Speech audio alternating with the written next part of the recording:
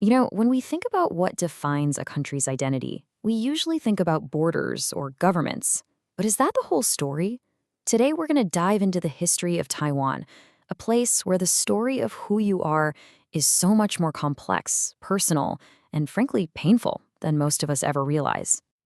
This sentence, it just hits the nail on the head. Imagine this.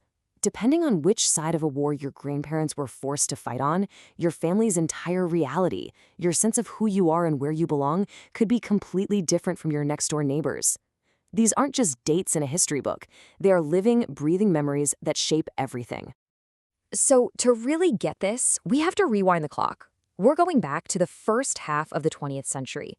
For 50 years, Taiwan was under Japanese colonial rule, and that set the stage for World War II, a conflict that would drag the Taiwanese people right into its devastating center.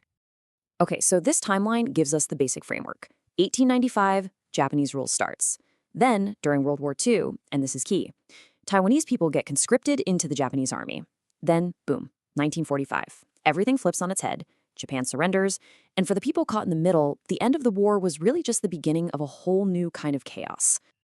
A really crucial group we have to understand are the gunfu. Now, these weren't soldiers in the way we might think of them. They were Taiwanese men drafted into the Japanese army, but they served mainly as military porters. They were sent to the front lines in places like Borneo to do the absolutely backbreaking work of war. What's so striking here is just how vulnerable these men were. The gunfu were in a terrible, terrible spot. Inside the Japanese military, they were treated like second-class citizens, facing constant abuse with absolutely no legal protection. And then, when the war ended, they were just abandoned. They became known as Nanyang drifters, basically refugees, stranded thousands of miles from a home that was now run by a totally new government. But here's where the story gets even more complicated. The gunfu story of being displaced has this tragic mirror image. Because at the exact same time, another group was being forced to leave Taiwan, the Japanese people who had been born and raised there. These people were called Wansai, and it is so important to grasp this. Yeah, they were ethnically Japanese, but Taiwan was the only home they had ever known. They grew up there, their memories were there. To them, Japan was a foreign country, a homeland they'd never even seen. Their return was just brutal. Instead of a homecoming, they were met with total suspicion. They were labeled as carrying Taiwanese germs, literally sprayed with disinfectant as they got off the boats. Can you imagine? They weren't seen as fellow citizens coming home. They were seen as outsiders, tainted by their connection to a lost colony. So, let's put these two stories right next to each other, because when you do that, the tragic irony is just stunning. You have two totally different groups caught on opposite sides of an empire's collapse, and both of them face the exact same fate. Rejection. And this just lays it all out, doesn't it? The Taiwanese gunfu who finally make it back home are viewed with suspicion by the new government. They're seen as too Japanese. Meanwhile, the Japanese Wansai arrive in Japan only to be treated like they're dirty foreigners. So the bottom line is, both groups were made to feel like strangers in the one place they were supposed to belong. A fractured history like this leaves some pretty deep scars. So how does a society even begin to heal from a past where everyone has a different, often painful story? Well, the answer seems to lie in the active work of remembering. This question is really central to Taiwan's journey today. Healing isn't about choosing one correct version of history. It's about having the courage to listen to all of them, especially the stories of the people who were pushed to the margins, ignored, and forgotten by the big stories of empires and nations.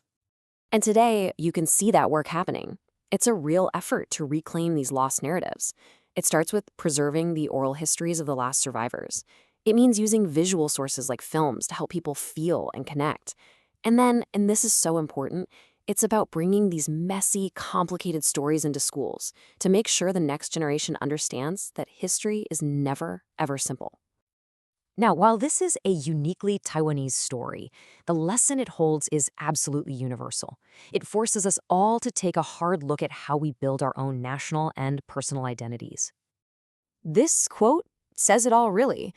What we choose to remember, and just as critically, what we choose to forget, that directly shapes who we think we are. When you suppress parts of a collective memory, the identity of the whole society is left incomplete. So the big takeaway here is pretty clear. A strong identity isn't built by ignoring the painful, awkward parts of the past. It's built by acknowledging them.